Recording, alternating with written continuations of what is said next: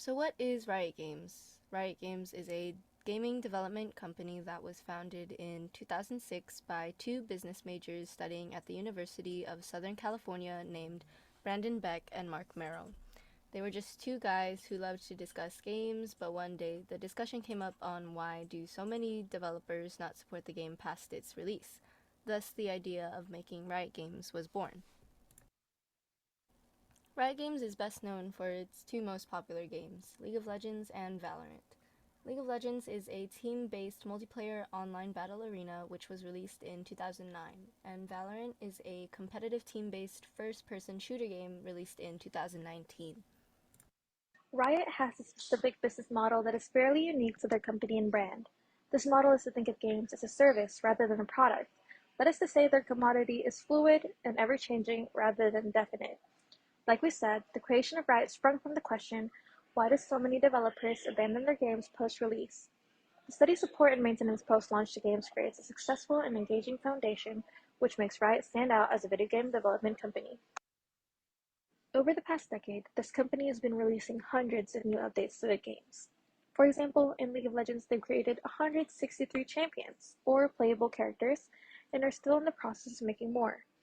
What this does is add a new addition to the game for veteran players to experience something new, which keeps the games fresh and continuously playable. Various changes are made to both League of Legends and Valorant as frequently as weekly updates, highlighting the aspect of how Riot goes about supporting their games even after the product is quote-unquote finished. Marketing is also another way that Riot continues to support their games. Just recently, they came out with a critically acclaimed animated show based around some of the playable characters from League of Legends called Arcane. Another thing they have done is to create a virtual K-pop idol group going under the alias of KDA, featuring again characters from League of Legends. As a form of marketing and creating hype behind the release of their new game, Valorant, Riot worked with many well-known streamers on streaming platform Twitch to have a system where people who watch their stream may have a chance of receiving a key to its open beta. The keys are like you can open the treasure box given by the game, where you can obtain a chance of getting the cosmetic items such as weapon designs or other things. This makes the keys were in high demand due to its rareness and limited supply, and also give the streamers more views with more people coming in with the hopes of receiving a key. This basically creates a mutual relationship between streamers and Riot Games, and also cause a publicity advertisement campaign, because the streamers were also playing Valorant, to which the increasing amount of people tuning into their stream.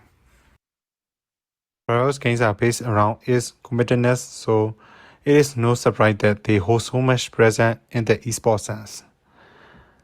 Riot has done an amazing job in honing into this not new but growing part of gaming by hosting like League of Legends World Championship or Worlds that consists of 12 international esports teams and with the prize pool that have gone into the millions.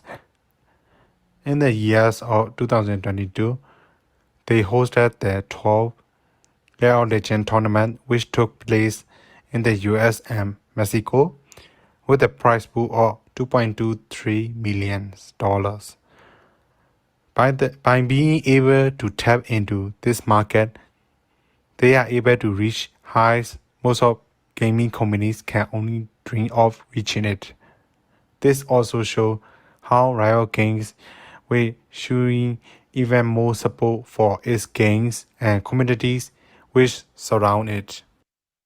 While it's nice to see how consistently Riot runs their games and communities surrounding them, it's still important to see how Riot runs themselves as a company.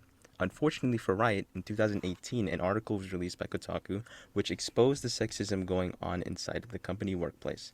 From this, a lawsuit was made in which Riot ended up paying $100 million in a settlement. You may be wondering why we wanted to highlight Riot. Well, firstly, most of us in this group play games, especially the more competitive ones, so we just wanted to share something that we liked. Secondly, Riot as a company does a good job at understanding its audience and the people who support them. It is this aspect that we feel people should really consider when running something like a business. Lastly, it is just a good reminder to be aware of what goes on behind the scenes, because at the end of the day, it is up to us to choose how we go about supporting a company. This isn't to say that you can't consume from a company that has done something unethical, but just keep these types of things in mind when you are deciding to buy that new cosmetic for your weapon.